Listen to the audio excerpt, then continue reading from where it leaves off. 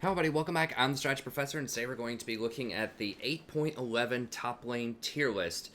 If you didn't watch my patch notes video, I have that link for you as well, and then I'll also have my support tier list and my AD carry tier list linked in the Google Doc as well. You can always access this Google Doc in the description, and you can also find timestamps. You can jump around to your favorite parts. You don't have to watch the whole thing if you want to. If you like what you see here, if you want to help support the channel, don't forget to like and subscribe, and come check us out sometime for the stream. We stream every night starting around 9:30 p.m. Eastern Standard Time.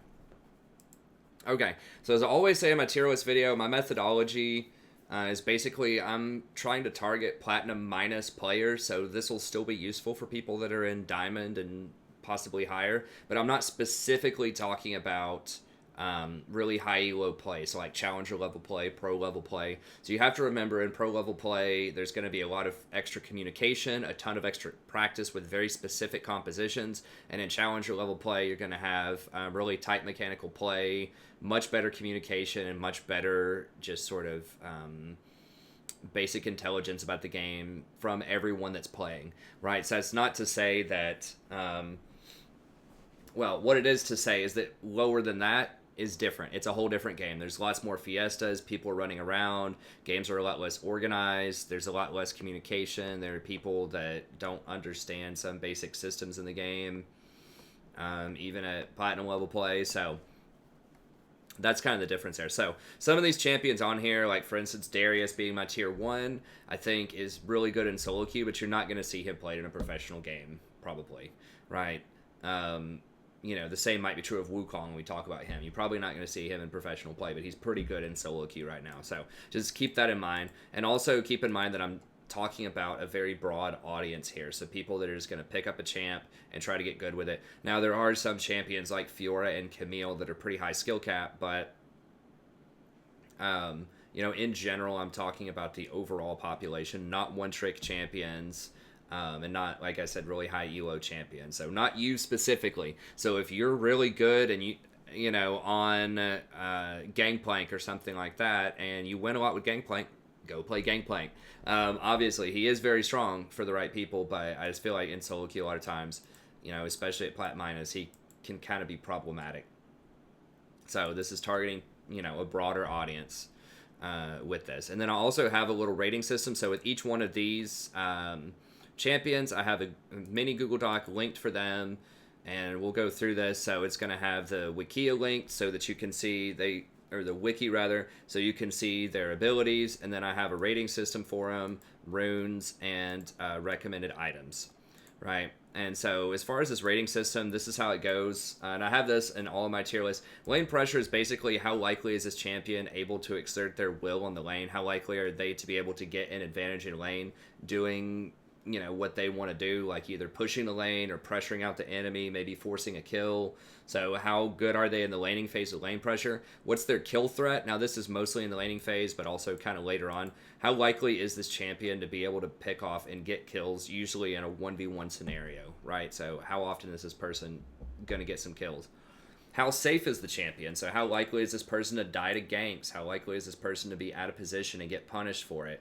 Do they have defense? Do they have a lot of mobility? These are things to consider in terms of safety, which is very important because this is a very early game meta that's heavily dominated by ganking junglers. So safety is important.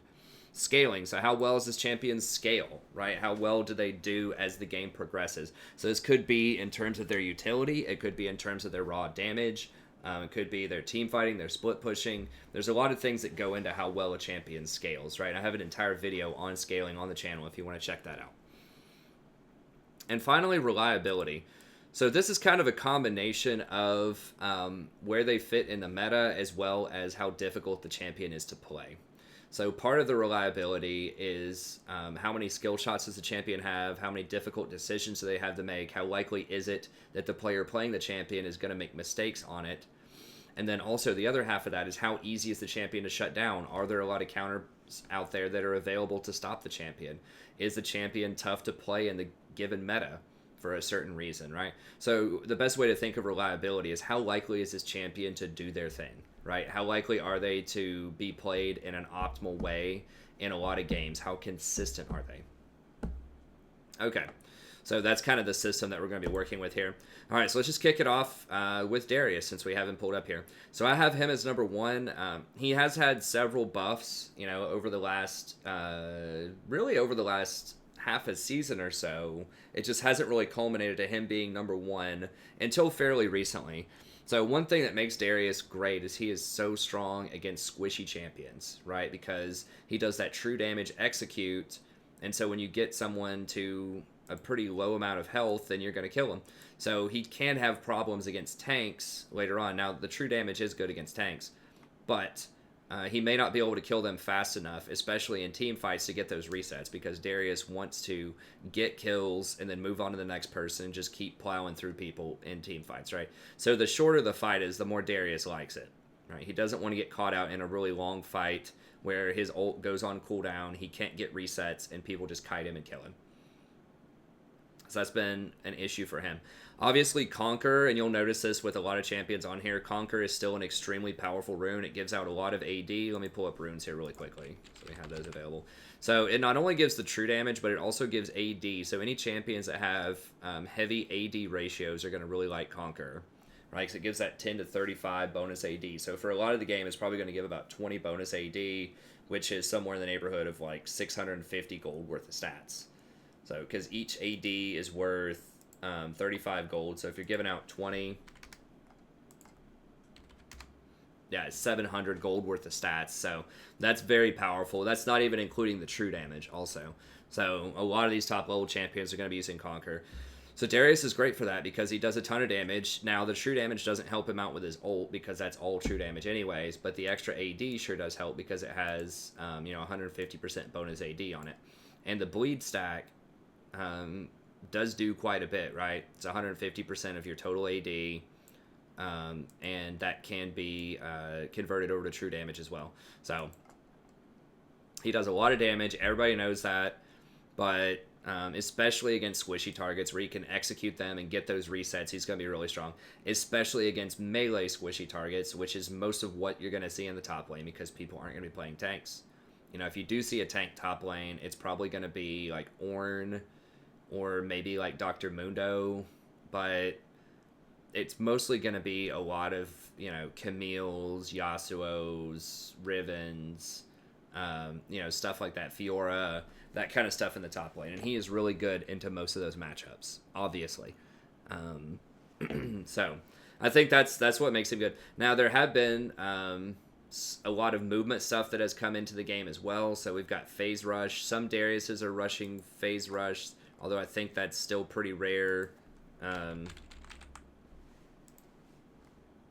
He doesn't have a high win rate in Challenger. Like, the higher the elo goes, the worse off he is because he can get kited and killed. So a lot of people aren't going Phase Rush because you obviously want Conquer. It's really strong on him, but that is something to consider. Now, another thing on this patch, which is interesting, is the Nimbus Cloak on him. Obviously, that doesn't help you out with your first ult, but it does potentially help you get to your next ults.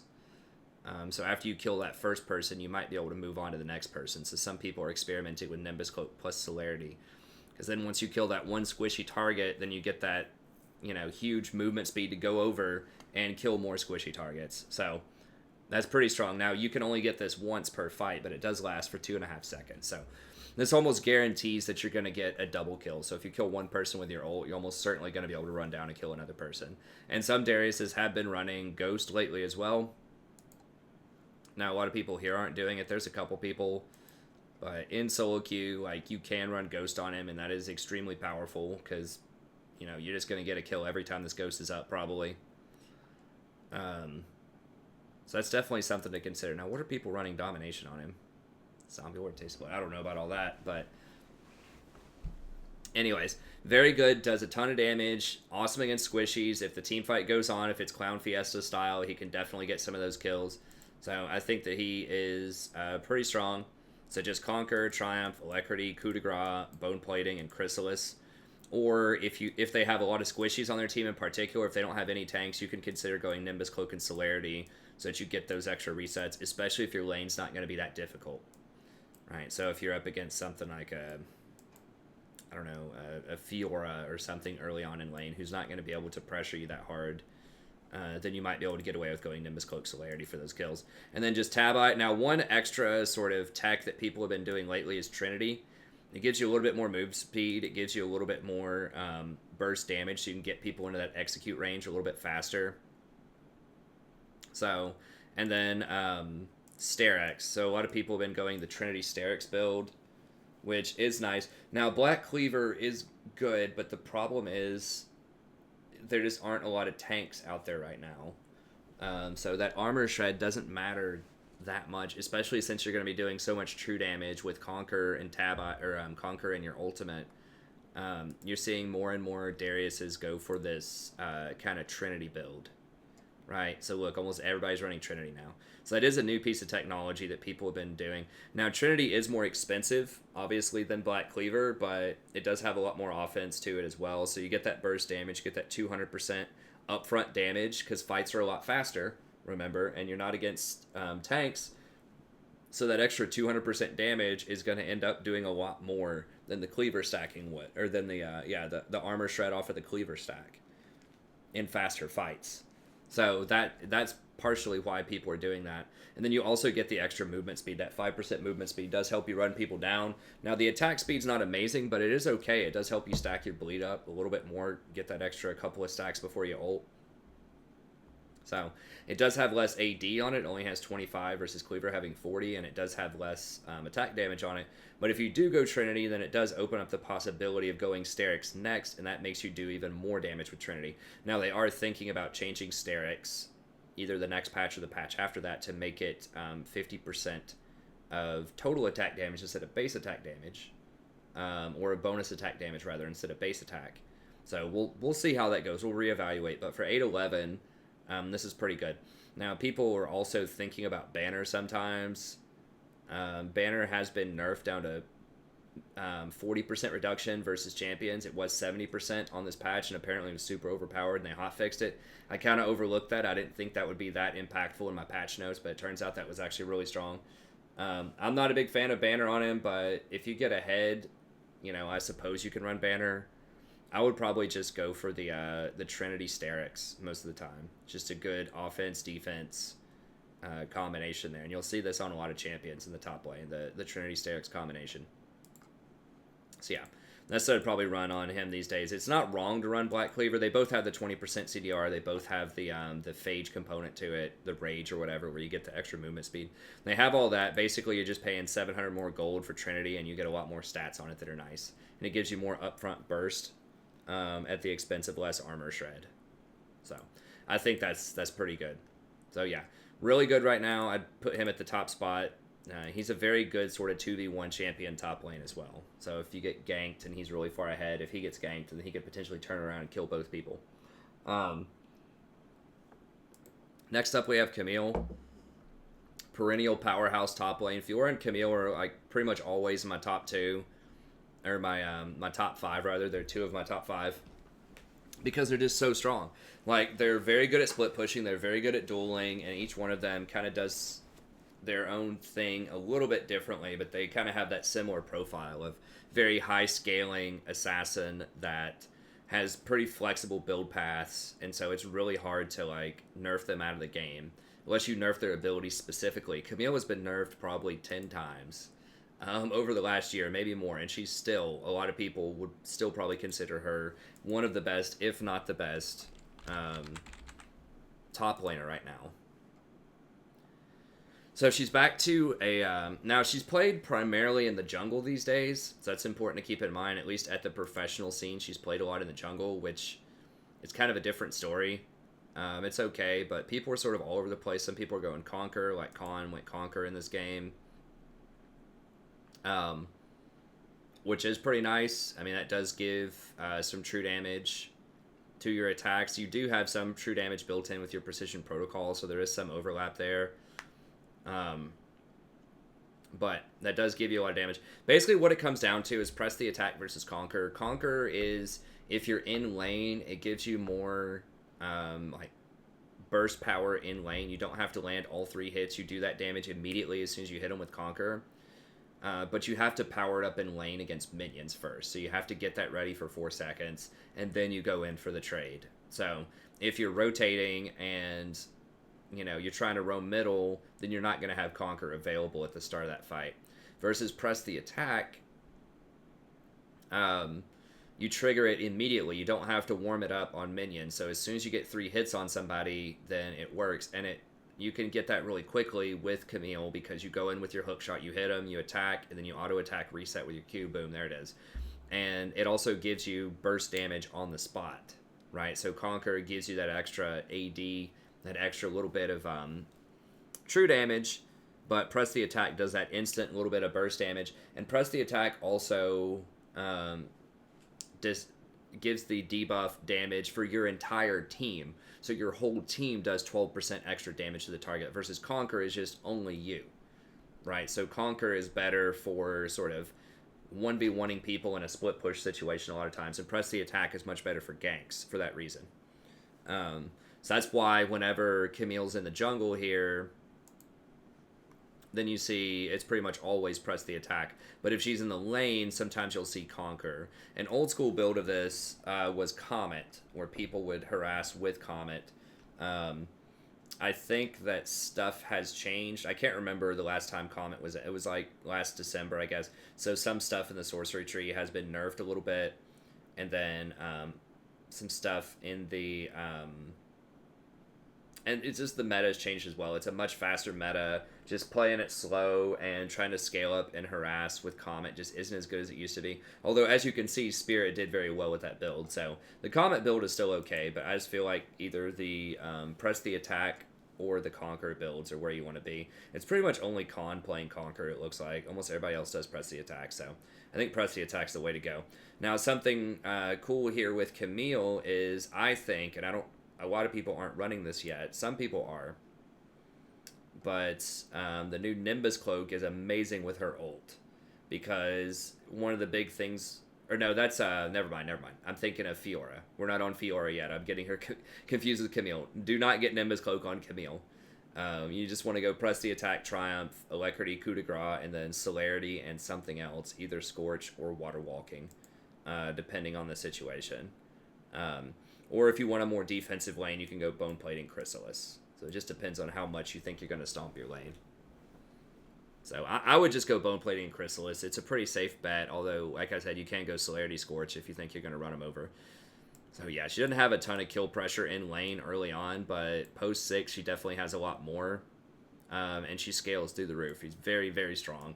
Very good fighter as the game goes on. And like Camille's sort of claim to fame, one of her big things is that she's so mobile because of her hook shot.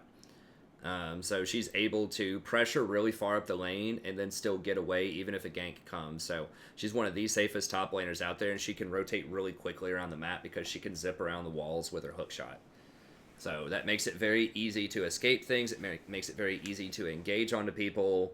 And then, of course, you have her ultimate, which is amazing with ganks.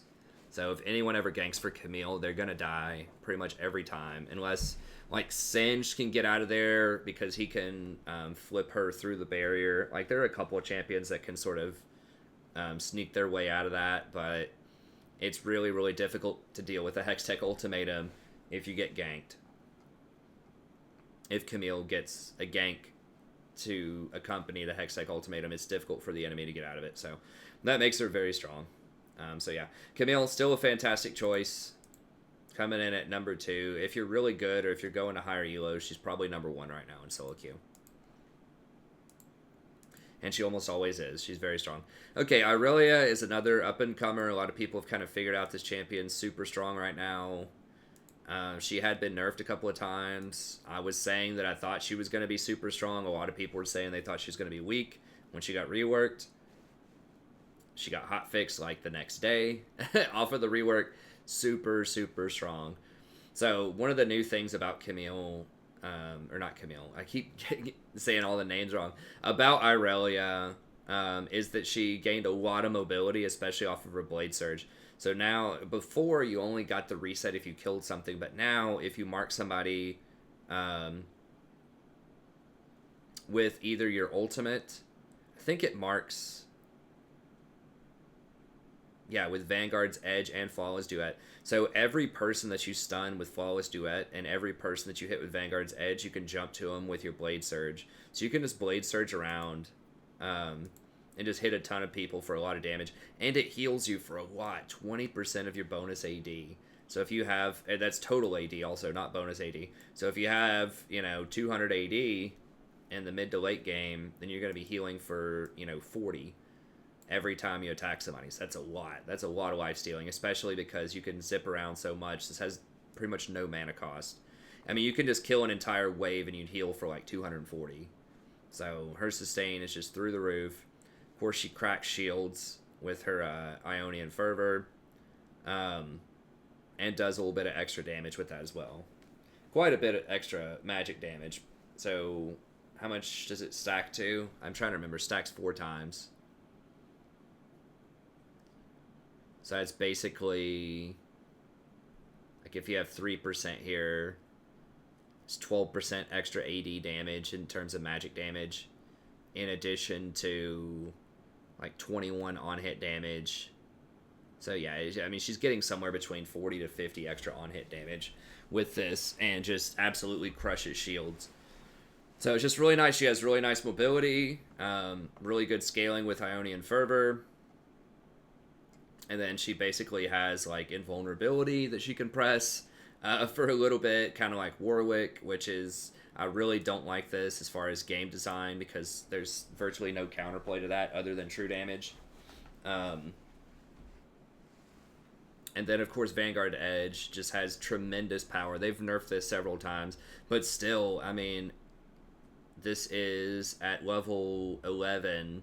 It's 400 damage, pretty much, when you hit them, and then you have the perimeter, and it does a lot of AP. One thing I'm curious about is, like, what would, like, an AP build on her look like? I think that would be pretty troll. Yeah, she doesn't have ratios on this, but she just has, like, just some goofy ratios on her Duet and her Vanguard's Edge. I don't think anyone should ever go AP on her, but it's interesting for something like a Gensu's, but Gensu's would stack Onion for her. I just don't think that's who she is, though. I think you still need to just go for the standard Trinity build. That would be kind of cute, but just Trinity, Titanic, Sterix be what you'd go there. You want to get, I guess maybe she doesn't necessarily need Tiamat because you can get, you can just farm waves with your Q. But I feel like a lot of people will probably get that anyways. I guess you can just, I don't know. I feel like Titanic is just so good with her because you can reset your auto attack and just get more Ionian Fervor going on there a lot faster. Trinity Sterix is definitely, the combo there. And then it just kind of depends on what you want to do after that. A lot of people are going for GA. Wit's End is interesting. Yeah, just Trinity, Sterix, and then you can kind of decide after that if you want to go for a Titanic or if you want to go for a GA. It looks really popular. And those are probably your best choices. You could go for something like a Randuin's, but nobody's running crit champions anymore. So there's not really a point in doing that. Yeah, some people are kind of getting Tiamat sort of early there. So I would probably just Trinity, Sterix, and Titanic Hydra. The order is kind of up to you. You definitely want Trinity first, but then if you get Sterix or Titanic, just kind of depends on what's going on in the game. And then just Conquer, Triumph, Alacrity, Coup de Grace, Bone Plating, and Chrysalis. Pretty standard. Okay. Renekton. So this is someone who has come up quite a lot. I've seen him in some games he's discussing right now. I think the Renekton has been pretty good for a while, just people haven't been playing him. And people have been doing this really goofy, like, new Essence Reaver build on him. And I saw this in action tonight during the stream. So I was doing research for this earlier today, and I was like, what? That doesn't make any sense. Like, that seems kind of dumb, but, like, what it is the mana is totally wasted and the unique passive is wasted, but his W, the way that it's worded, I believe it's a double attack normally, and then it turns into a triple attack. Yeah. So if this is, maxed out with his rage, then you hit them 3 times. So when you have Essence Reaver, each one of those hits is going to reduce the cooldown on all of your other abilities by 60%, including the W itself. So you cast Ruthless Predator with like a 12-second cooldown, and you already have 20% CDR off of Essence Reaver itself. So then that goes down to 9.6, then times 0.6, or actually it's 20% of the remaining cooldown, not the total cooldown. So times 0.8 times 0.8 times 0.8. So it goes down to like a 5-second cooldown.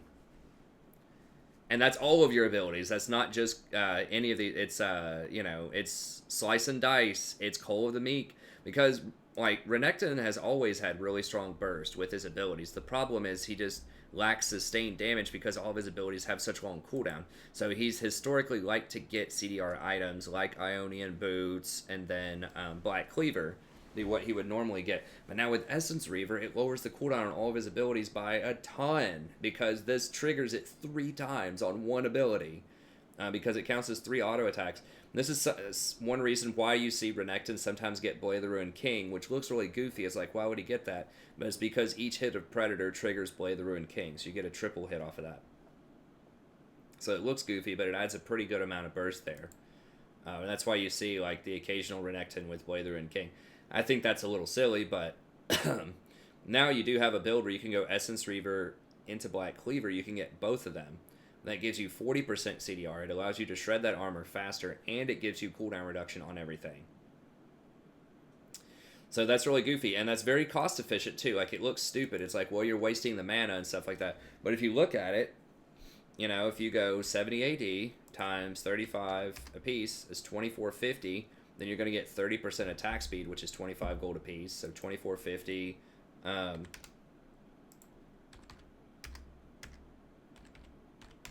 Oh, look at that. It's convenience. 3,200 gold, which is exactly what the item costs. Right? So that's the thing. It's like, it's already cost efficient. Even if it doesn't have the mana refunding, even if you completely take the mana off the item, even if you completely take out the cooldown reduction, it's already cost efficient. If you just pop your ult, go in there, auto attack somebody, and you get the 70 attack damage, 30% attack speed, it's already 100% efficient. And if you add in 20% CDR is valued at 26 each, then you're getting an extra 520 gold value, and then whatever you want to call the other thing in terms of CDR, which is probably at least an additional 20% CDR. Every time you hit them, it reduces it by 20%. There's not an exact gold value for that, but I would say it's fair to call that at least an additional 20% CDR, if not more, depending on how often you auto attack. Then you're looking at like a 1,000 gold advantage here, right? So now all of a sudden it's somewhere around like a 4,200 gold item.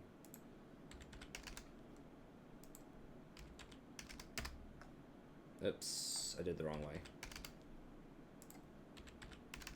So it's not exact science there, but it's something like, over 130% efficient in terms of gold value, which is huge. So yeah, he's an unlikely person to use. I hadn't really thought of him that much, Essence Reaver, just because he doesn't use mana, and just, at least my initial thought is you don't want to do that on a champion that doesn't have mana, but it's great. And then this is on such a low cooldown, and you get a ton of health, that he's just such a good bully early on in the game too. Like, that's the thing, is he counters a lot of these other top laners. He just feasts on squishy laners.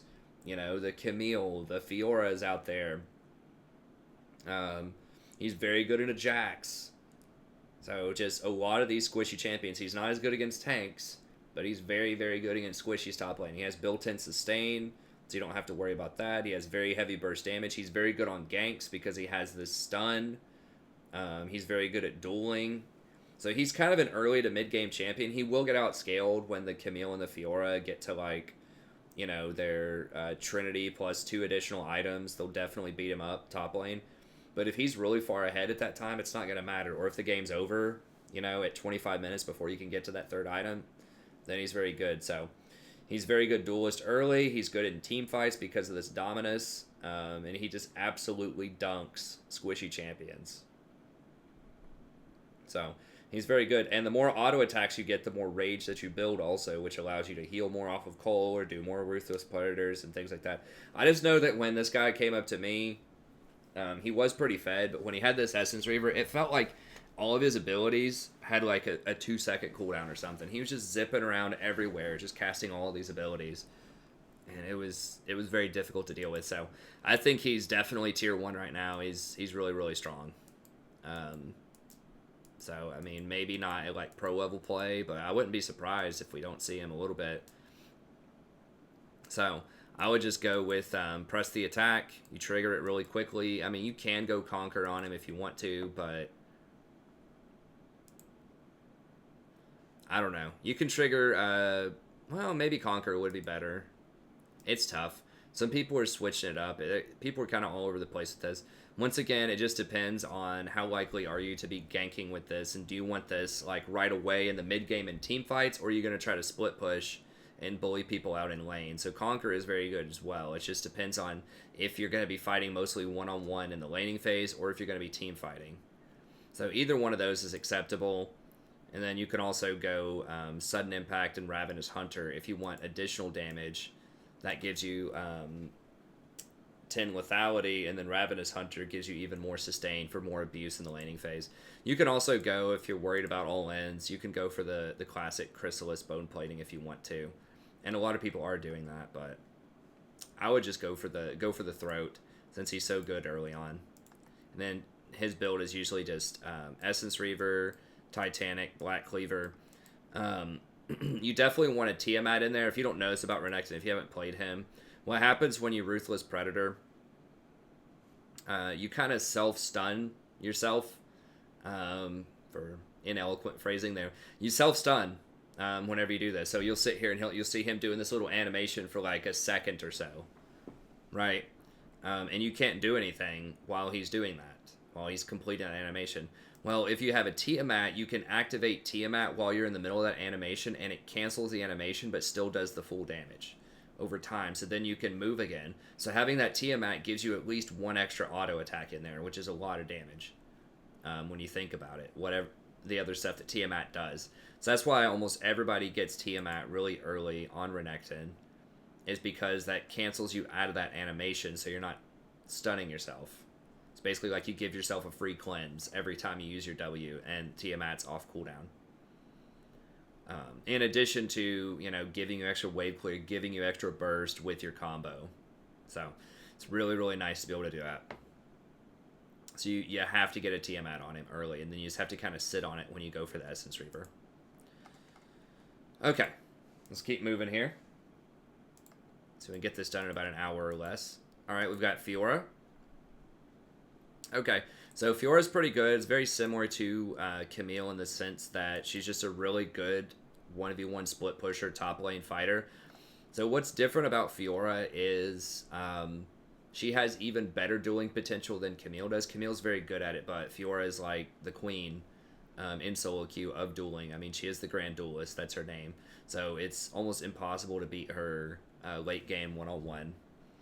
She does quite a bit of true damage in her kit. So in theory, she's good against tanks, but she's also good against squishies. She's very good with Trinity because she has pretty short cooldowns with her lunge. So the cooldown gets reduced by 60% every time she lunges. And she has really nice AD ratios. That's 115% AD ratio on her Q. 300% AD ratio on her ult in terms of the healing that it puts out. This is really nice. Here gives you a good chunk of extra damage. And then even her passive has a pretty heavy ratio. Every 100% AD is 4% of the target's maximum health is true damage. So that's a lot of extra true damage. I mean, 4.5%, if the target has 2,000 health, that's 90 true damage, which is you know, a good way to think of that is 180 base damage. It's not exact science there. It depends on how much armor they have, but true damage is very, very powerful, and she gets a lot of it. A lot of true damage, so that's really nice. And she heals for a lot based on that. So she's really, really strong right now. And one of the things that makes her a little bit better on this patch is Nimbus Cloak, which I mentioned before, and you'll see some people going Nimbus Cloak here. Now, Fiora is not going to have as high of a win rate in a lot of solo queue. You know, I think she's at like 47 or 48%.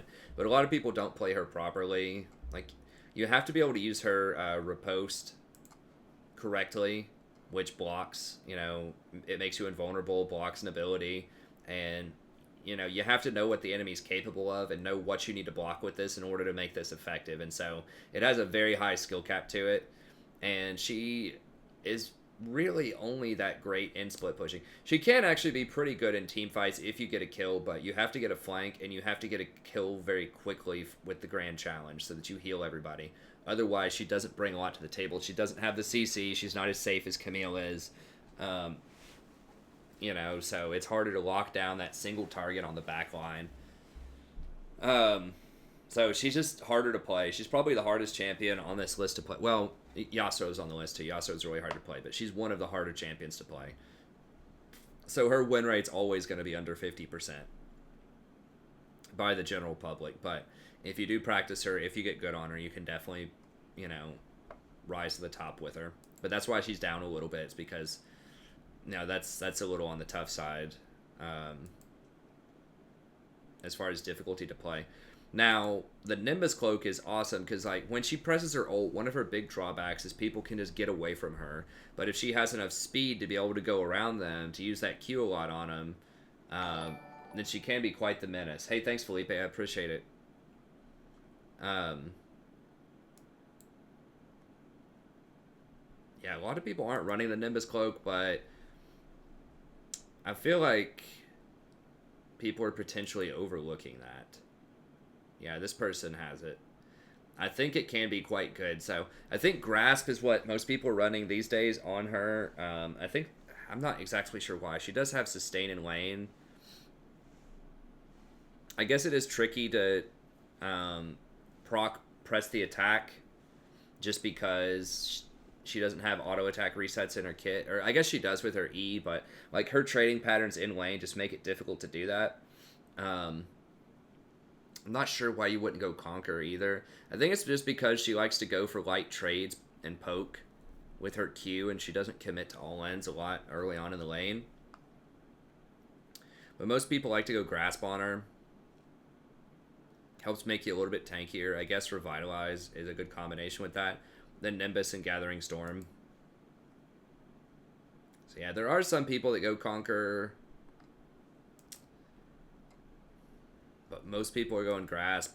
I mean, I'm not a Fiora expert, so I'm not entirely sure. It looks like most people are off of the Klepto. But yeah, a lot of people are going for Grasp, Nimbus. And I guess, like I said, this just gives you more survivability in the laning phase, probably. And then you go for the kills later. Maybe you already do so much true damage that Conquer is not worth it, because with your ultimate, you're already doing full true damage every time you proc one of those. With your passive, a lot of that's true damage. Your W is magic damage. So, I don't know. So, I guess it would only, like, Conquer would only really affect this. She does have nice AD ratio. She doesn't have an AD ratio on this, though.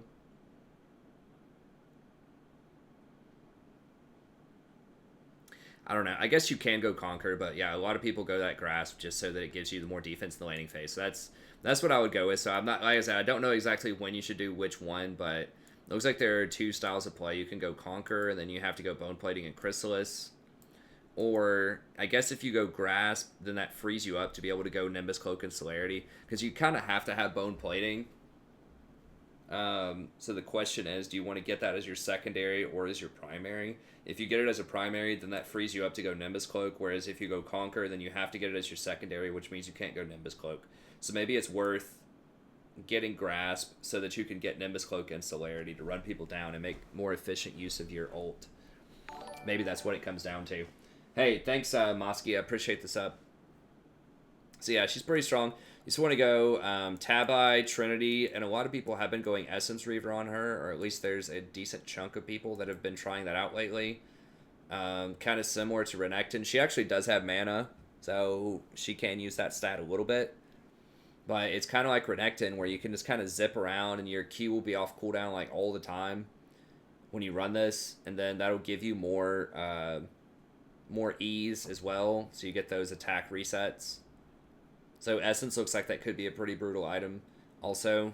So you could go like Trinity, Tiamat, Essence. I mean, you don't have to get Tiamat as early as you do on someone like Renekton. It's nice. And she likes Ravenous Hydra for that extra lifesteal and cleave damage. So Titanic is like okay, but you don't get any real benefit from auto attack resets. Titanic is usually on champions who benefit from auto resets, like Jax, Renekton, Camille, but on Fiora you don't benefit that much from auto attack resets, right? So you want to be zipping around using your Q, and you already have an auto attack reset with your E, so you don't need that. So you just don't benefit from the resets as much. So that's why people just go for that Ravenous, just to get more burst damage in there, more healing. So yeah, Fiora, very good, great duelist right now. Really strong champ if you want to pick her up. So that's my tier 1. Moving down to the tier 2. Now, I know that a lot of people will have Singed in tier 1, but I just got to tell you, he can be good, but there are so many bad Singed players out there. Like, it's just unbelievable. Like, people just feed on this champion like none other. And I know that's the meme. It's like you feed on Singed and win anyways, but it's almost always you feed and you just lose on Singed when I see him. So, I don't know. He has, like, 0 mechanics in his kit. I mean, I guess you can, like, flinging people into your goo as a mechanic, but he's so simple to play compared to something like a Camille or a Fiora or even a Renekton. He's so simple to play. But yet, people just seem to feed and die all the time, at least in the times that I see him. So, to me, he's like the Ezreal of top lane. It's like he can be really good, but a lot of times he's just bad. And you just end up losing the game. So, like, he can be good, but people just don't know how to manage him. They just die. Like, a big thing with Singed is he has no mechanics, but you have to know, like, what the damage thresholds are when you have to run. Because that's his whole thing, is he's just always running away. So you just want to split push and run with him. But a lot of people try to just, I guess, just stay too long and they just get caught and die. That's all I can really think of. So, in theory, he's good. Itemization is also a huge problem with Singed. People don't buy the right items on him a lot. You have to go Rylai's Leandre's or you're just not going to do any damage. Like, I really am not, like, I would say you never want to go Righteous Glory on him. I just do not like it. Because I don't like teamfight Singed. Why are you playing Singed if you want a teamfight? Like, if you're playing Singed, you need to split push and just never leave that lane. Basically, just constantly split push. And just farm everything on the map. Just split push, ward up their jungle, and just start farming their jungle. Start taking the Raptors. Just take everything. Just go for like 500 CS Singed. Like, that's how he needs to be played. You know, if they want to try to overcommit and force a team fight, then just go proxy their base. Like, that's what you need to be doing on Singed, is just farm everything on the map. Because he's all, like, in team fights, he can be kited and killed so easily if he gets focus fired. Because if you get enough tanky stuff to where he's not going to get blown up immediately, then you're not going to do any damage, and then you can't split push because you're just going to die to something like a Camille or a Fiora or a Darius or whatever. You know, if you don't get the damage, then you're not going to be able to fight them. So, I'm a huge advocate of just going Rylai's Leandre's, and then after that, you can get some tank items if you want. But Righteous Glory is really only for engages. Like, it doesn't help you run away. Like, Irelia's makes a little more sense. But you shouldn't, like, you're already fast. You already have goo. Like, there are so many ways you can get away. You shouldn't need Irelia's to escape if you're just warding properly and paying attention to the map. I mean, it does help you close the gap, so if you do want to try to, you know, flank and grab some people in the Fiesta. It's nice. Aurelia's is better than Righteous. It's also a lot cheaper. But, you know, I'm just a huge advocate for just going Rylai's, Liandry's, Singe. That also helps you. Not only does it do damage to champions, it helps you split push even faster. And then after that, I would probably get Banner after all of that, because that's a really good defensive item, and it fits the split pushing style. So that's how I would run it. You know, some people are running Righteous Glory. I just don't like it. If you want the speed item, just go Shirelia's. It's cheaper. It at least gives you some armor.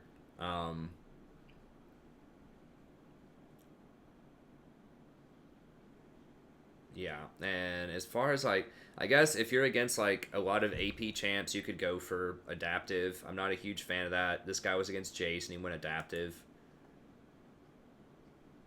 I mean, it's good against Camille, but once again, you shouldn't be around Camille. Right? You should be facing Jace most of the time. So, I don't know. Just Rylai's Liandry's. Now, a lot of people are getting the Rylai's Liandry's combo. You could even go Morello if you want to go real hard. So people are mixing it up. As you can see, everybody goes Aerie. Aerie is just so good because anything that does damage over time could potentially apply Aerie twice. So it applies it once, and then when Aerie comes back to you, then it could apply it again. So Aerie is just super good on him. And the new Nimbus Cloak is also really good on him. So you press ult, and then you basically get a free dash every, I think his ult's on like an 80-second cooldown or something. 120 early on. Yeah, but he gets to use it for 25 seconds. So yeah, whenever he casts it. So it's basically on like a 100-second cooldown.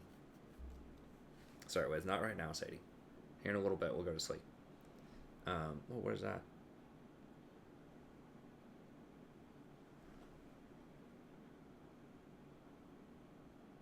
I feel something weird on her neck. I'll have to see what that is. Hopefully that's not like a tumor or something. I'll have to see what that is, Sadie. Maybe a tick or something? She's kind of scratching it. Well, anyways, we'll check it out after the stream. But yeah, and he already gets some pretty good like resistances, especially starting at level 11. So anyways, that's how I see the most successful Singe do it, is just Liandry's, Rylai's, and then go for the defensive stuff after that. Now, Rylai's is something almost everybody will get because it offers that slow, and that does help you escape quite a bit. So it gives you decent damage, gives you health, and gives you that slow. So a lot of people get that, but I would just go full out and get the Liandry's too, because that gives you even more damage. And it's just such a good combo with Rylai's, especially on a damage over time spell like that gas, because usually this only burns for an extra 3 seconds, but each time the gas applies, it reapplies this burn. So because the gas also lasts for 3 seconds, then one puff from Liandry's actually gives you 6 ticks of the burn. Sadie, not right now. What are you doing?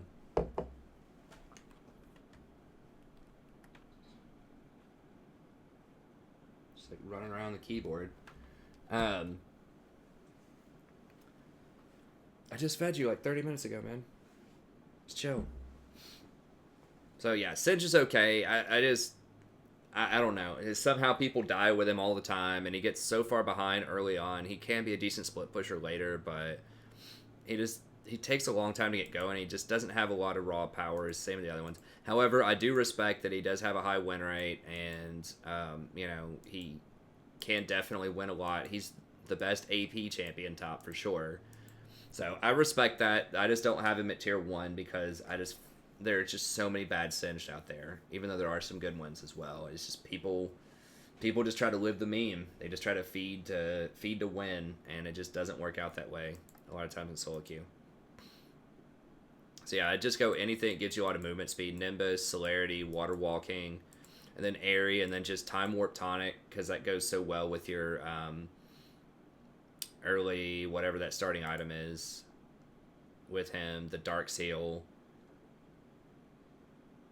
You get Dark Seal, Time Warp Tonic, and then Minion Dematerializer just helps you push faster. So that's how I'd run with Singe. So he's okay. You know, if you want to play an AP top, he has a lot of fun to play. I like playing him.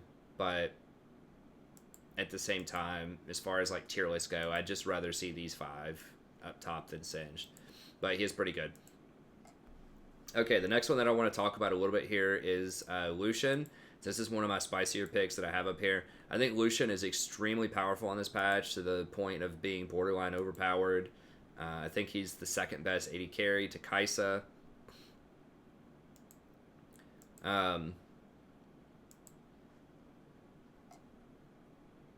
So, yeah, I think he's very problematic. And it's not just the mid lane. What does pressing on an X mean these days? Because to me, when you press X, it's supposed to end something, but it's actually taking me somewhere. Anyways, so the big thing that's brought Lucian back in the spotlight, if you didn't watch my AD carry video, is Essence Reaver. I mean, everybody knew Essence Reaver is going to be super strong on him. It just has Lucian engraved in the Essence Reaver. It's very, very strong. But there's also the combination of a lot of, as far as bot lane goes, a lot of crit champions have come out of the meta, and longer range champions are also out of the meta. So you're not seeing your Caitlyn, your Jinxes, that type of stuff is pretty much gone. And so he's very good with Essence Reaver. They also lowered the cost of Blade the Ruined King by 200, which is a core item on him. So he gets a lot faster with that.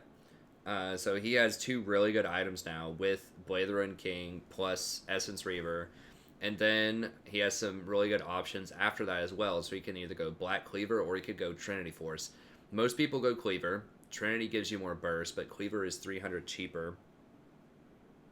And you can apply a lot of Cleaver stacks to people with your ultimate as well before you even go in there to engage, so that's nice.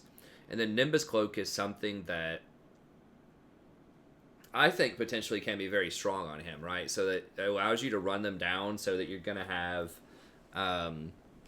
you're going to be able to hit them with a lot more shots from your ultimate with Nimbus Cloak. That also gives you an escape if you have to escape. It's a pretty short cooldown. It's 110 seconds. So in a pinch, you could try to escape with Nimbus Cloak and culling if you are like getting ganked or something. So you don't want to do that often, but it is on the table.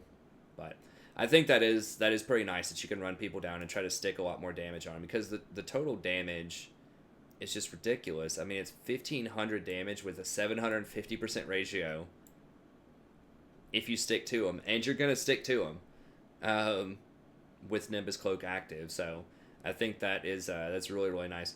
So yeah, he's able to just zip around, kind of like we were talking about with Renekton and Fiora. He can just zip around constantly, reset these, and each shot of his Light Slinger triggers Essence Reaver. So every time you do an ability and then auto attack, it lowers the remaining cooldown by 40%. 40% every time you auto with that. So that's just gross. A lot of people are still like, they just don't read patch notes and they're not sure how to build him. I had somebody try to build like Infinity Edge Rapid Fire Cannon on him the other day. It's just terrible. But people are starting to figure out pretty quickly that this is the core build. It's Blade the Ruined King into Essence Reaver into Black Cleaver. I mean, I think in theory you could even go Essence Reaver first if you wanted to. Another thing is that Fleet Footwork got nerfed a lot this patch, and he loves that because he doesn't use Fleet. So he almost always uses Press the Attack because it's so easy to trigger, because his double shot triggers Press the Attack as well. So you just walk up, slide into somebody, double attack, single attack, boom, there it is. There's your Press the Attack, and then you can, Q them and get 2 more shots in. So his double shot mechanic is just really overpowered with a lot of the stuff that's going on in terms of runes itemization. So his double shot helps him abuse Press the Attack, helps him abuse Blade the Ruined King. Each double shot also applies a Blade the Ruined King proc, which is a lot. That's a lot of extra damage. It applies the Essence Reaver twice for 40% cooldown on all of his abilities, and it applies Black Cleaver twice so that you get 2 stacks of the Armor Shred. So he has 4 different things here that all get abused by his mechanic. And it applies Nami's E twice, who is one of the most powerful supports in the bot lane. So why would he work in the top lane? Well, he has a history of being strong in the top lane anyways, if you remember seeing like Hooney and some other people playing him. And the reason for that is, first of all, he's ranged. There's a lot of melee champions top lane. So he gets to abuse him in that sense. And he's just a very good duelist. He does a lot of single target damage because of his press the attack proc and his ability to reposition off of his E and get these double shots. So he's very good at dueling. He scales extremely well with levels. Also, because he wants levels in both his Q and his E. Both of those are really, really important to level up so that Lucian functions. He needs this to be a much lower cooldown off of his E so that it gets reset faster and so that he gets more double shots off. So the E cooldown is very important. And then Light Slinger is obviously his main source of damage. So he really wants this as well. And, he doesn't care as much about Ardent Blaze. It's okay. But he really wants these to be leveled up. So he really wants to get to level 13. And then obviously his passive also triggers a much higher percent AD based on level, right? So he gets 55% at level 7 and then 60% at level 13. So he's highly incentivized to get levels, and he's very good at dueling. And that's why he's been one of the only AD carries that we've seen in recent memory who can be played in the mid lane or the top lane. So I think all this positions him to be, really strong top lane. He hits his power spike pretty quickly. He can bully people out in lane. He's going to be able to complete his Blade of the Ruined King before these Trinity users are going to be able to get the Trinity top lane. Now, he doesn't have a lot of CC, so he doesn't have very good gank assist, but he should be able to bully people out really hard. So I think he's just a better version of, classically what has been Gnar or Jace or, these other auto attack bullies top lane, Kennen. He's just the best version of that right now because he's so good with the runes and the items that are available. So this is definitely Lucian's patch. I was talking about that in the patch notes. I was talking about my 80 carry tier list. He's just super, super strong. So he can definitely bully people out in lane. Another thing about Blade of the Ruined King is it gives him a lot of heal during the laning phase because he gets a Vamp Scepter early on and then a Bilgewater. And then Blade, which, once again, he could trigger twice. So he has a lot of sustain in the lane, and that is something that a lot of champions are missing these days in the top lane. So I think he's favored against just about everybody top lane. Renekton might be able to blow him up early if he gets a hold of him. Darius, maybe, if Darius gets a hold of him. If Lucian does get pulled, he can just dash out away from Darius and blow him up, though. So I think Lucian's pretty advantaged against Darius as well. A lot of these champions won't be able to do anything to him until level 6, right? So Camille can maybe beat him at level 6. Irelia can maybe beat him. But a lot of these champions are not going to be getting a lot of armor early. They're going to get their Ninja Tabi, but he's going to get Ninja Tabi also against them. And then a lot of them just don't itemize for armor. They just itemize for all damage, and he's very good at killing squishies, so the only champion I see here that can probably give him a run for his money early on might be Renekton if he gets a hold of him and gets a stun off. Renekton might be able to tear him up early on, but the rest of these champions are going to have a really hard time. Now, Irelia post 6 if she gets the disarm on him. If she hits him with that, can probably beat him. But now, of course, Fiora, Camille, Irelia, all these champions should be able to beat him at 5 or maybe 5 items, but I don't know. He scales so hard late into the game too. It's difficult to say that they would be able to beat him, when he has Blade of the Ruined King, Essence Reaver, Cleaver. That's a lot, and now he can get whatchamacallit, the not the Giant Slayer, the armor pin item as well against them. So I don't know. Lucian is a terror in every lane right now, especially once people figure out how to play him again. He's been bad for so long that I think a lot of people just aren't used to doing his combos correctly, but he will continue to increase in win rate, and I think he could be very good top lane. So he could very easily move up into tier 1. I have him tentatively at tier 2 just because we haven't seen it a lot lately. There's not a lot of data on it, but next patch, you might just see him tier 1. We'll see. But he's very, very strong. So if you want a spicy pick that a lot of people aren't expecting, you want to be a little different and play something unusual or fun, Lucian could be a very good pick. He's not getting banned yet. I expect he'll get banned soon, a lot more. I think you're going to be seeing a lot of Kai'Sa and Lucian bans pretty soon because those champions are just so much stronger than any other bot laner. But if he's not banned and your AD carry doesn't want to play him and you can get him top lane, I think he could be quite strong. Okay, and then, so I think just press the attack, Triumph, Alacrity, Coup de Grace, and then Nimbus Cloak, Celerity is where you want to be, and then just Tab Eye, Ruin King, Essence Reaver, Black Cleaver. It's going to be the way to go. Okay, Jax, someone else, another fighter. You notice all of these are basically Trinity fighter users, or Trinity users, almost all of them. You know, Trinity, Trinity, Trinity, Trinity. Lucian doesn't have Trinity, although he could get Trinity instead of Cleaver if he wanted more burst. And then Jax is kind of no exception. Now, Jax is interesting because he offers mixed damage to an extent. So he doesn't, you know, he's not full on magic damage, but if your team is really heavy on AD, which most teams are, then Jax is a decent option because some of his abilities are just like really weird. If you've never actually read Jax, like, he deals quite a bit of magic damage. He's kind of like Kai'Sa. It just like sneaks up on you just how much magic damage his champion does. That makes it very difficult to itemize against him.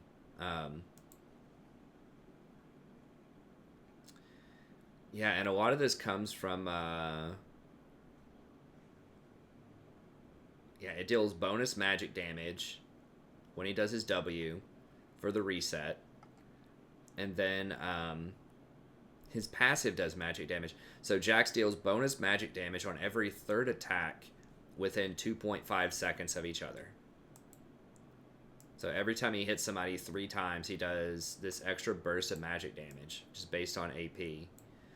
So it's just weird because his W does extra magic damage, and then his R does extra magic damage, and then of course his Leap Strike does physical damage, but it just makes it very awkward to try to itemize, because if you just stack all armor, then he's still going to do a ton of damage to you, just off of the magic damage. So he's just kind of an odd duck. So he's kind of like the auto attack king. He gets a lot of extra attack speed every time he lands autos, and then he can kind of stick to people with Leap Strike. Then he's got an auto attack reset with Empower. Now, Jax is kind of surprisingly a little tricky to play because a lot of times you'll see him get Titanic so that he can reset autos more. So he has a reset on Empower and a reset on his Titanic. So that means that, like, you know, like, perfect Jax play would be something like Leap Strike, auto attack, press W to Empower to get another auto attack, get your standard auto attack again, and then Titanic to get a 4th auto attack in there. So that's kind of the finesse of like a really good Jax player. And then you auto attack again, and then your Empower is going to be off cooldown, and you can reset it again. So it's weaving in those extra auto attack resets so that you get, and that's really, really important with him because that gives you more of these Grandmaster Might procs. So that's the difference between like a really good Jax and a bad Jax, is how well do they optimize those auto attack resets. So that's one of the major reasons that you get Titanic on Jax, is because you get that auto reset, which is very nice. It also makes him tanky. I mean, he gets a ton of just free tankiness. So, you know, when he pops his ult, then he gets a free up to 70, but then it's 50% bonus AD.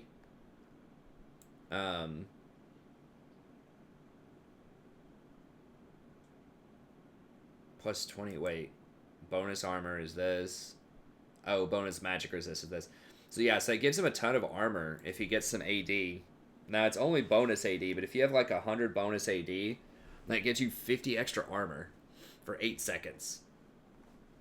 Which is disgusting. So, and he does have an AD ratio on this and 100% bonus AD ratio on his Leap Strike. So I think, and I haven't seen a lot of champions getting this on Jax, but I don't understand why you wouldn't get Essence Reaver on Jax.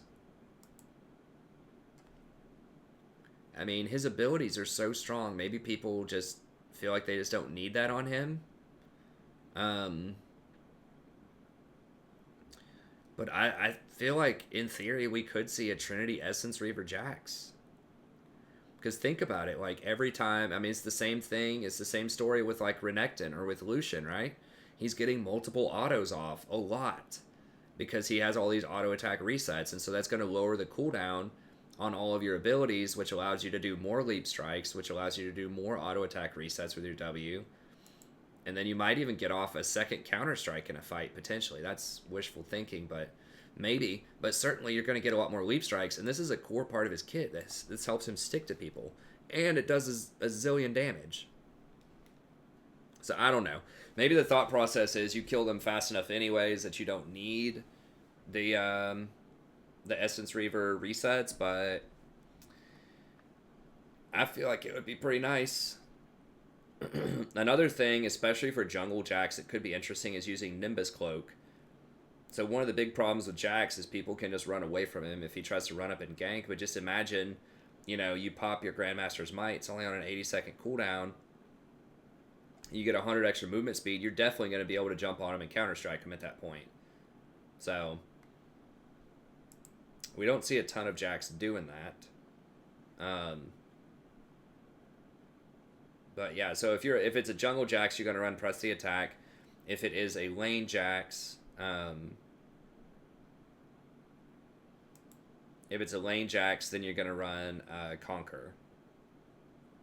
And remember that all damage goes to true damage. So your magic damage also partially becomes true damage. It gives you AD, but it gives all of your damage true damage, even your abilities, even your spells, not just your auto attacks.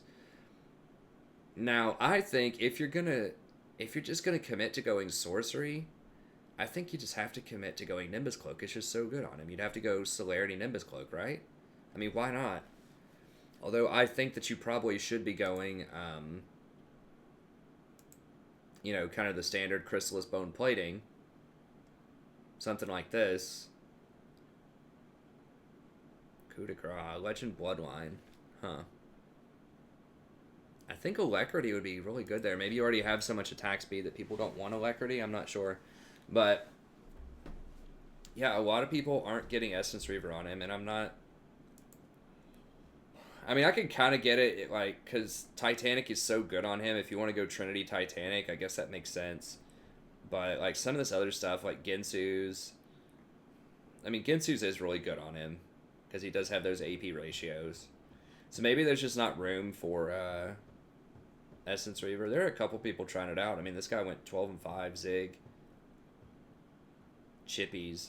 So some people are playing around with it, but I'm still pretty convinced that it's very strong on Jax. A lot of people that are getting this are doing very well. Like, Wings of Death is 12-1 this game. This guy's 8-0. I mean, it could be a case that they're only buying it when they're really far ahead anyways. This guy's got it. So that could be a thing. It's a fairly... Okay, some more people are getting it here. So people are definitely testing it out a bit more. Yeah, I think it could potentially be really good. I saw some people going Frozen Mallet too, so you can stick to him better. But I'm just going to go out on a limb and just say Essence Reaver is going to be really good on him. So, just Conquer, Triumph, Alacrity, Coup de Grace, Bone Plating Chrysalis, then Tabi, Trinity, Essence Reaver, Titanic. It's probably where you want to be. And get a Tiamat in the laning phase to help you push a little bit better. So, yeah, Jack's very good. Ton of damage. And Counter-Strike is very nice against other auto-attack champions out there. So, Jax is a total beast if you get to later in the game. He's probably if he's not the best, he's one of the best 6-item champions in the game. I'm pretty sure he'll beat up even Camille and Fiora in the top lane. If it gets to that point. Just because he gets all of these extra resistances and he just does ludicrous amounts of burst damage and sustained damage late game. He's a monster. He could easily be up in the tier 1. I just feel like the reason that I have him down in tier 2 is he has a pretty terrible laning phase, I think, compared to some of these other champions, and he takes a little bit longer to come online, but he definitely scales like a monster. He does have a nice stun on the gank, so he does have good gank assist, but I feel like these might be I mean, you could maybe sub him in for Fiora if you wanted to, but I feel like these four are definitely a little bit more consistent, but Jax is still really strong. Okay, then I have Yasuo here.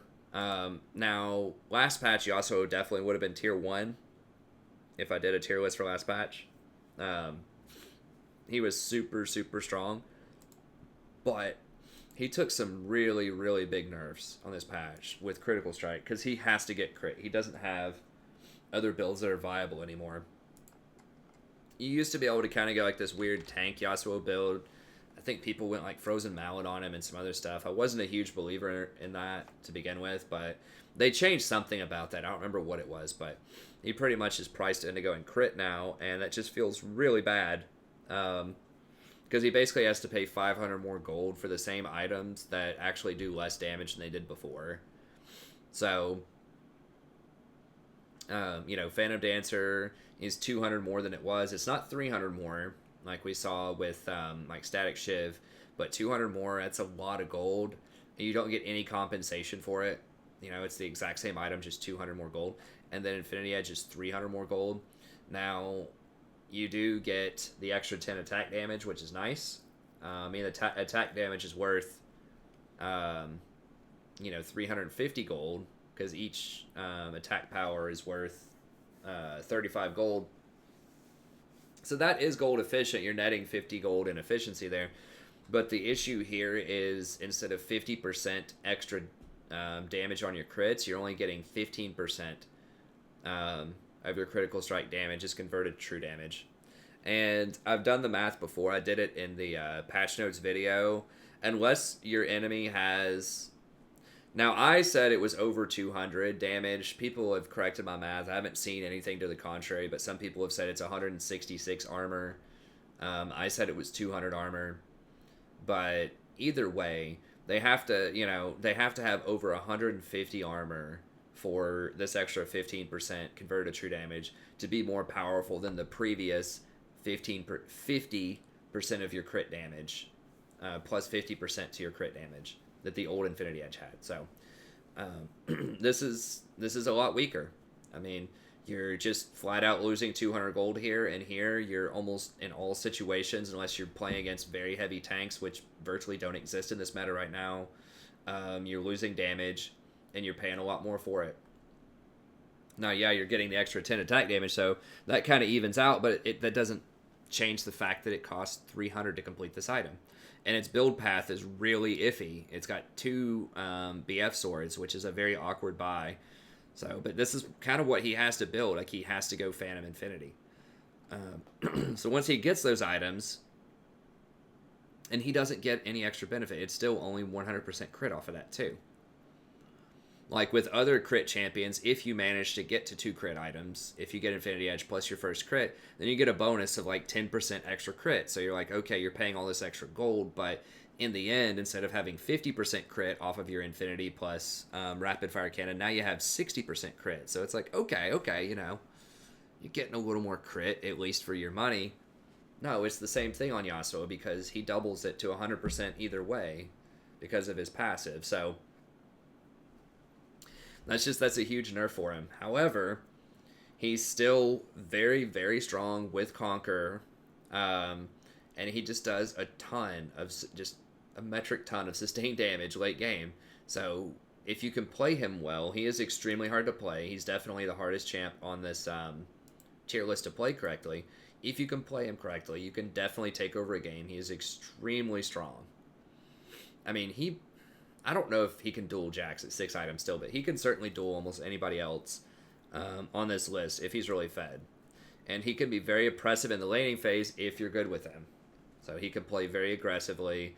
And he just kind of hoses a lot of champions out there with that wind wall. It's very good against a Nami wave. It's very good against an Ornn ult. Very good against Ezreal ult. He's very good against range marksman type of champions because they can't shoot through that wall. So, I'm not going to read everything that he does here. I'm sure everyone's at least familiar with Yasuo on a very basic level. But, yeah, he's just high mobility, very high damage, very dangerous, though. He just attracts people that want to try to 1v5 all the time. So they watch all those YouTube videos, and they just get crowd controlled and killed. So he's very difficult to play, and it's not his fault as a champion that people don't know how to play him and that they play too aggressively with him. But that is a thing that happens. So, You know, if it's a challenger level Yasuo player, then he probably would be tier 1.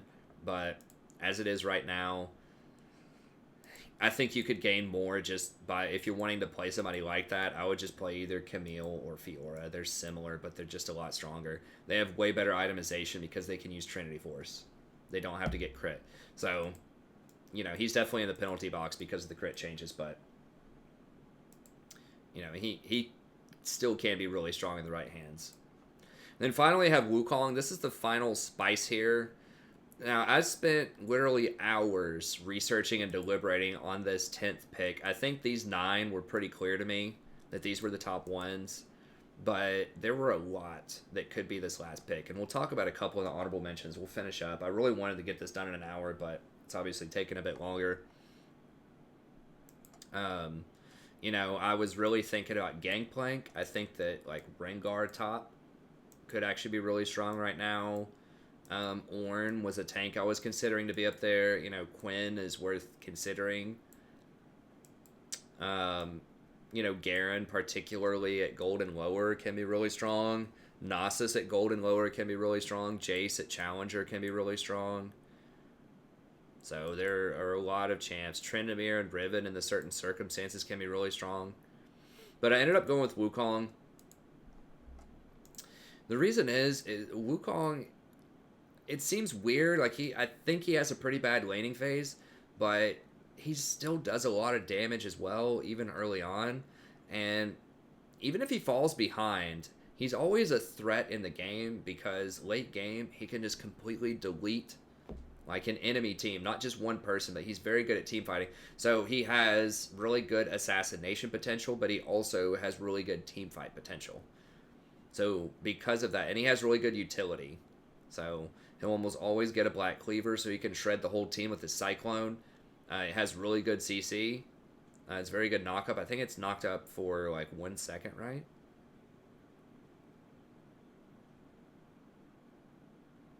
Briefly knocked up. What does briefly mean? It feels like it's at least 1 second knock-up. So it's a very good knock-up. It applies Black Cleaver stacks to everybody that gets injured by it. And his auto attack reduces the target's armor for everybody, not just for him. So I think that makes him pretty... So he's like an assassin that's also really good at team fighting that just has insane scaling on his abilities. So if you look at some of these numbers here, like his Crushing Blow does 150 base plus 50% of your total AD. Now this was recently buffed too. And I mentioned that this was a pretty big deal on the patch this came out, but it went to 50% AD, which is a lot. So it went from, you know, just a flat 10% to all the way up to 50%. And this is the thing that you max first too. So that's a lot of extra damage. You know, if you have 200 AD, which is pretty easy to get on him because it's not bonus AD, it's total AD. So if you have 50% or like 200 total AD, you know, this is a 250 damage ability, which is really nice. And that's on top of your normal attack. So if your normal attack does 200 damage, then now, you know, this is going to do 450 damage on a low cooldown. This isn't the damage that you... This plus the auto attack is the damage that you do. And it shreds the target for 30 seconds, or for 3 seconds. Shreds the target by a ton. And it resets your auto. So basically, you can go in, you know, auto, and then Crushing Blow to auto again. So that adds an additional 200 damage if you get your auto in there first. So it's just a bonkers amount of damage here. He does get free armor and magic resist in the laning phase. So even in the laning phase, he gets 8 bonus armor. So, you know, he starts with 34, but he really starts at 42 armor, which is pretty nice. And then in a team fight, you know, he's getting 40 extra armor. I mean, I guess that's at level 13, granted, not level 1. But it gets a lot of extra resistances, you know. At level 7, if you're around 4 other champs, that's 24 extra armor, which is, you know, like 480 gold worth of value. And then he gets the magic resist as well, which is probably closer to like 400 gold worth of value. So he's getting like 800 gold worth of resistances off his passive. Kind of in the mid game, which is sweet. And so he shreds armor for everybody. Does really high sort of burst damage here. He's got stealth for a second and a half, so you can engage on people pretty much. So you can walk out of bushes is how it's usually used. And then you get your Nimbus Strike. So this is how you gap close onto people. Nice high ratio, high base damage. Increases your attack speed by 50%. This isn't always super relevant because a lot of times you're just going to Nimbus Strike into your Cyclone. Like Nimbus Strike, Crushing Blow, Cyclone. So you're not going to get that, extra attack speed anyways. But, for trading in lane, it could be pretty nice. And then obviously his signature move here, Cyclone. Get a load of this damage. 800 base damage with 440% AD ratio. If you have 200 AD, remember this is not bonus AD, this is total AD. So if you have 200 AD, this 880 extra damage, that's 1600 damage to everybody that this hits. Now people are knocked up during this, and he can move during this, so he can stick on top of them. So it's really hard to get away from him, even if you do manage to survive the initial knock-up, because he can just run around and run after you. He doesn't get slowed down or anything. He actually gains movement speed while he's doing it. So, yeah, it's a ludicrous amount of damage, and especially because his base damages are so high, your armor is going to be shredded by 30% here. Total armor, not, once again, not bonus armor. His total armor gets shredded. Then he gets lethality. He's going to get Dustblade. He's going to get Ghost Blades. That's going to shred another, 40 flat armor. So if you're an 80 carry, and, you have, 50 armor, and let's say that he has, whatever the number is, 30 lethality. Let's say he's going to shred a flat 20 armor or something off of it. You have 50. It's going to shred, let's just say 30 off in the mid-game.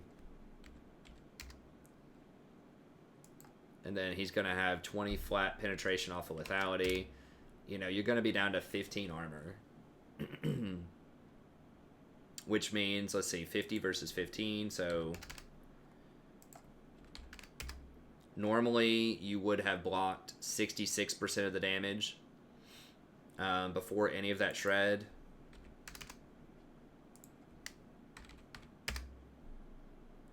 Or no, you would have blocked 34% of the damage before the shred. Now you're only blocking 13% of the damage, so you're taking an extra 21% damage off of that, off of everything.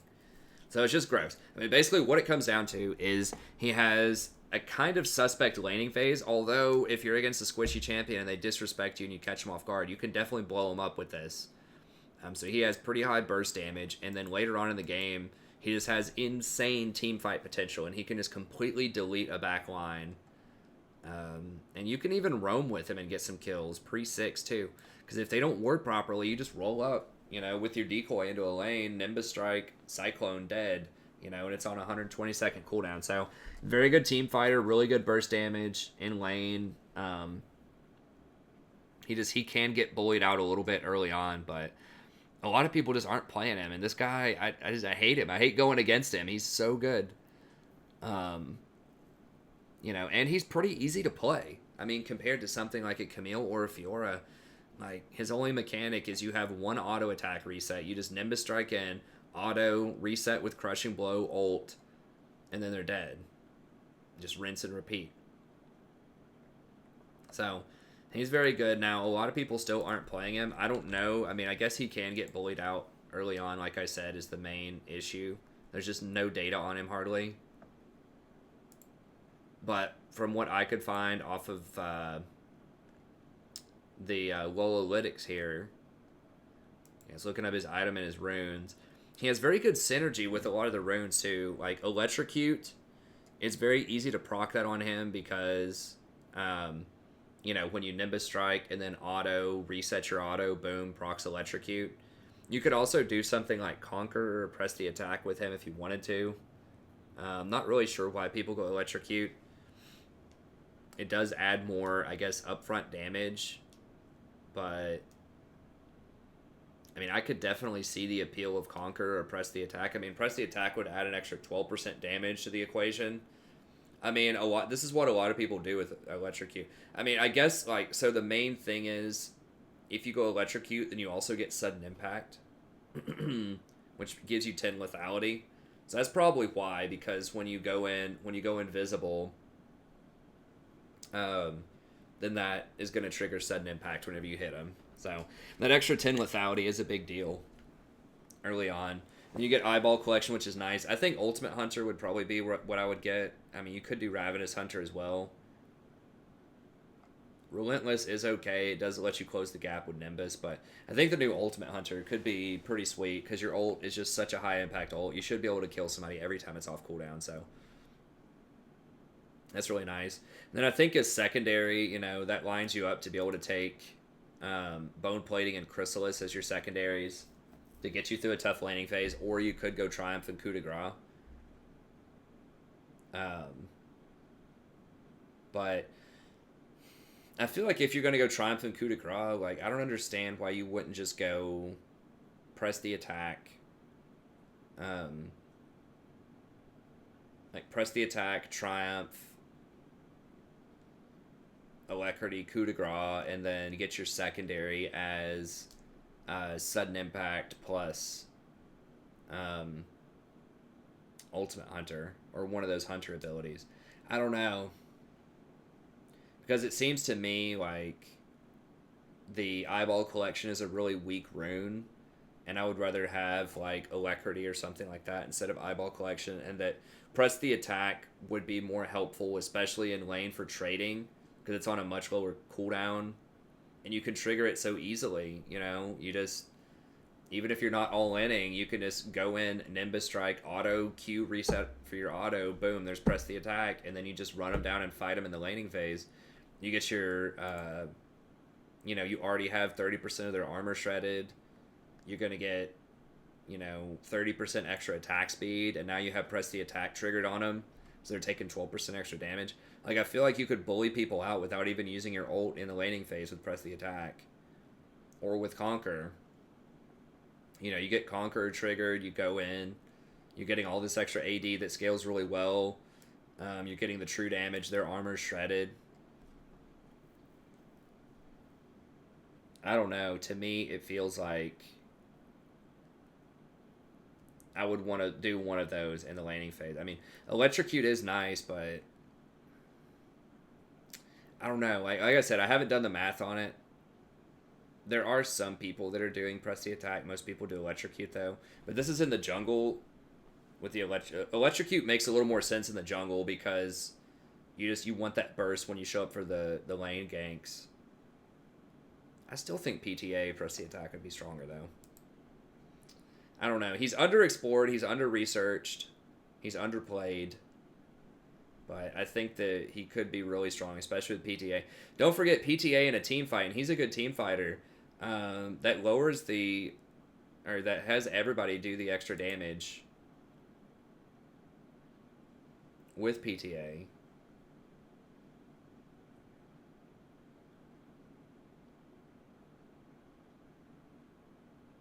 I guess PTA does... Okay, so PTA does require attacks. I forgot. I thought abilities could also trigger Press the Attack. So maybe that wouldn't work, because you only get 2 attacks. Right? So you go in with Nimbus Strike. That doesn't count as an attack. You'd have to auto, then reset again with your other auto. So that's a little tricky to do with him. Because the way that he trades is he usually goes in with Nimbus, auto, reset your auto with your Q, and then boom, attack. So I guess that's why. And then if you're ganking people, Conquer's not going to work because the fight's already going to be over within 4 seconds, so you're not going to be in long fights with him. So I guess that's the reasoning behind Electrocute, is this is instantly. So it's any 3 attacks or abilities. So you apply it instantly for the 50 to 220, and then bonus attack damage. And that also scales with, and it's adaptive damage, so that also scales with your lethality and your armor shred. You get that 30% armor shred off your Q, so that's going to trigger Electrocute, so it's going to, you know, resist or it's going to cut through 30% more armor. So that makes sense now that I'm reading these a little more carefully and thinking about it. I think Electrocute does make more sense just because you can't, like, press the attack would be nice, but yeah, it's just so hard with the way that he trades to get that third attack in there. And Conquer is terrible on ganks. Ganks and flanks, which is what you want to do with him most of the time. So yeah, I think it is just Electrocute, Sudden Impact, then Eyeball Collection, and then either Ulti Hunter or Ravenous Hunter, depending on what you want. So yeah, I mean, try Wukong out. He's pretty strong. I have been kind of a doubter of him at times, but he is very, very good. When he's good, he's good. Duskblade, Ghostblade, Cleaver. Pretty much a standard that you want to build on him. And yeah, okay, so we're at an hour 30. I guess we'll go ahead and call it there. The other ones that I mentioned here, Rengar could potentially be pretty good. I think he's very good with Stormrazor. I think Rengar top is also under-researched. I think he's good against other squishies. He is extremely powerful in the jungle right now. Extremely powerful. Especially because they nerfed Graves and Zen a little bit. They didn't nerf them a lot. Zen and Graves are still great, but Rengar is definitely definitely picking up steam here. There are a couple people playing him top, but he can just feast on these squishies, and he can roam so well off of the top lane as well. So I think that he could potentially be pretty good. The new Stormrazor, I think, will be good on him. You can go Duskblade and then Stormrazor. Now, a lot of people aren't doing that. There are some people that are fooling around with that, but I think that Stormrazor in particular with his kit is nice, and what a lot of people are overlooking, I think, is that crit, I believe, also applies to the bonus damage that he gets on his ult. Where is he here? There we go.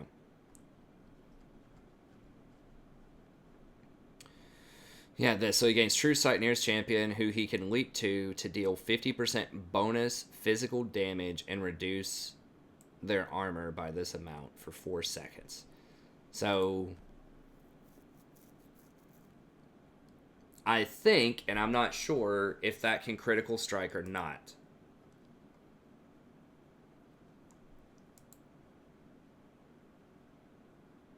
Who can leap to deal 50% AD bonus physical damage.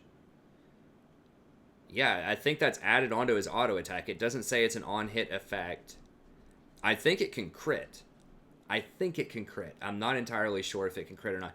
Either way, it does add a lot of burst damage. So you want to go Duskblade. Duskblade, you know, it's just where you want to be on these type of burst champions. But then I think Stormrazor can be really good, because it's going to give him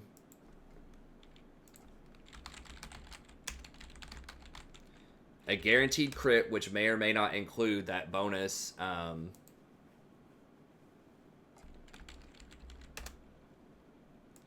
It's going to include that bonus damage, maybe, maybe not. If it doesn't, it's still going to be quite a bit of damage. And it gives you that bonus movement speed so that you can stick to people a little bit better. So you may not have to use your net, some of your ferocity on the net. You could just use it on something else that gives you more damage. So I think that's potentially really good. He has excellent AD ratios throughout his kit. He's got like an 80% on this one. This one, you know, goes up to, I guess, just 60%. That's not amazing, but he could be really good. He could be good. I just feel like he's kind of dangerous. He doesn't have escapes, and he can get blown up potentially top lane, but he does have a heal in lane if he wants to use it with his empowered or his battle roar or whatever. Healing with his gray health, very good roaming. So he definitely could be considered you know, a major player top lane. I just have him as the first honorable mention. I think Wukong is maybe a little bit better just because Wukong is better in team fights and better if he's behind. And I just wanted someone who is a little bit different also with Wukong than some of the other fighters, you know.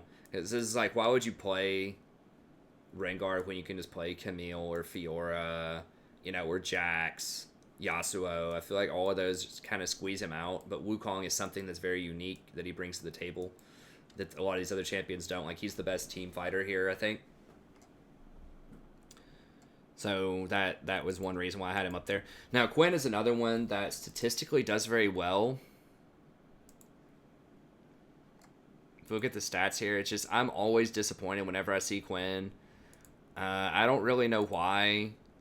Maybe people just aren't good on her, but like if you look at win rates here, I mean she's got a 54% win rate top lane right now, a pretty low play rate, but I feel like she's just very easy to gank and shut down. I feel like if you want a ranged lane bully that can blow people up, just play Lucian. Lucian's not on here yet because he's not considered a top laner, or they don't have him in their roster as a top laner yet. But trust me, I just feel like Lucian is just the better ranged lane bully if that's what you want to do. Gangplank, super good right now if you're good on him. That's a huge if, though. He does have a very suspect early game. Storm Razor is fantastic on him. I think you'll see more people going Trinity Storm Razor because he is the kind of person who, you know, doesn't auto-attack that much early on. He just kind of pokes with his Q, and that crit would apply to the barrel off of his Q. So I think that's something that is really nice, and he does have the utility of his ultimate. He's, you know, got those amazing barrels, but he's just really, really hard to pull off. So you might still see him in Challenger level play a bit more, but, you know, for us mortals at Platinum and lower, he's going to be a bit more problematic. Ornn is probably the best tank right now. Tanks are in a really bad spot. They just get destroyed by Conqueror, but he's really, really good at team fighting. I think if you're going to play a tank, it needs to be someone who is just absolutely amazing at team fighting, and that's Ornn. That all alone can turn entire games around. Is very, very strong. And people are playing less Braum, you know, and things like that can counter him. So if you must play a tank top lane, I think Ornn is the place to be right now. Talon statistically, you know, has a high win rate, but I think he's a little dangerous top lane where he has a lot less walls he can jump over than he has mid lane. So that's kind of rough. Garen, really strong. He can be a lane bully, but he can also get kited and killed. But, you know, especially at gold and lower, Garen can definitely be a powerhouse bot lane. Very easy to play. So that's a perk. Teemo can potentially be pretty strong. He has pretty good bully potential. He is an AP champion if you need AP top. It can be useful. If you're going to play Teemo, you have to go Leandres. You know, I think like Nashor's, Leandres is the combo. Do not go Blade of the Ruined King or any kind of other on-hit crap with Teemo. I hate those builds. Like, it's all about those mushrooms in the mid to late game, just chunking people out for, like, you know, 50% of their health. And there are a lot of squishy champions out there that aren't going to have a lot of magic resist, so his mushrooms will definitely be pretty beast later on. So Teemo's just really dangerous, but he could potentially be quite strong. Nasus, still very good. I thought about putting Nasus up there. I just think that he gets busted up by a lot of these champions earlier in the game now. But he can be strong. Pantheon, just don't do it. He is good early against all of these champions, but his scaling is terrible. He's just way too risky. Jace is too difficult for a lot of people to play. He can be very good. He's got Pantheon Idas. He's very good early, but if it gets to late game, he's going to get destroyed. Sion just doesn't do enough damage. He's just too weak now. He's taken several nerfs. Banner's been nerfed. Just don't do Sion right now, unless you just really love him, but he's not amazing. Shin is okay. If you're strong on Shin, he can definitely work, but he just gets bullied up by a lot of these other champions, I think. The runes are really bad on him right now. Riven is a fighter. She's very strong. If you're good on Riven, it can definitely work, but I just feel like, you know, Camille, Fiora, Jax, Yasuo are all going to be stronger most of the time. I'm not exactly sure why that is. I'm not a Riven main. I know Riven's extremely hard to play correctly, as you have to do a lot of animation canceling, but, you know, you can win with her. I feel like she just doesn't have as much utility as these other champions. Like Yasuo has his win wall and his knockup. You know, Jax has his Counter-Strike and, like, all of his free tankiness. You know, Fiora's got her team-wide healing, her really good split pushing, her true damage. You know, just on and on. Camille has her stun, and she's highly mobile. She's got her ult. It's like Riven is mobile. She has a lot of damage, potentially AoE damage. She does have some stuns. I don't know. Are people using, like, Essence Reaver on her yet? Is that a thing? I don't know if people are trying it. It's kind of like what Renekton's been doing.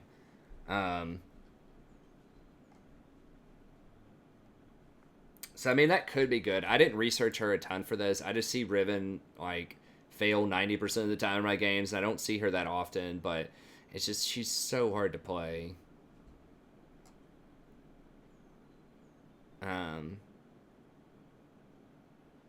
There we go. I don't know why I was zoning out on the portrait. It's late at night here. But yeah, I mean, I guess that's good. Okay, so it does physical damage, but it doesn't count as an auto attack.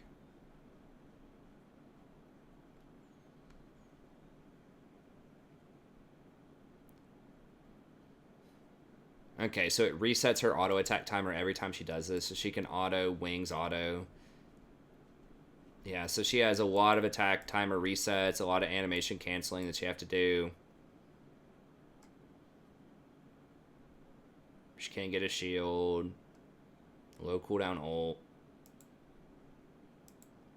So yeah, I mean, she can be very good, especially if you reset those autos enough with your Essence Reaver. And she has a lot of abilities that she would really like to be able to do with that. And every time she uses an ability, she gets all this extra stuff. So yeah, I mean, I could definitely see Essence Reaver being, you know, really beast on her. So like, what are people doing? Like, Essence Death's Dance? Is that what it is? Essence Tiamat Death's Dance. And then Ravenous Hydra, so just a ton of lifesteal. So I don't know. I mean, Riven could be maybe tier 2 if you're really good on her. Same thing with Tryndamere, but I think that there are just better choices. Okay, anyways, the video is way longer than I wanted it to be, so thank you very much. We'll go ahead and call it. Remember, if you like the channel, don't forget to like and subscribe. You can get notifications for when all the new content comes up. It also helps other people find the channel. And then come out and check out the stream sometime if you want to see it. It's around 9:30 p.m. Eastern Standard Time.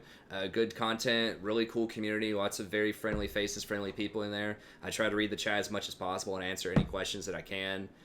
You know, we try to laugh, joke around, have a good time as much as possible. And occasionally I'll make some decent plays on stream. So it's a good time, so come check it out sometime. But that's going to be it. Thank you very much. Have a good day, and I'll see you next time.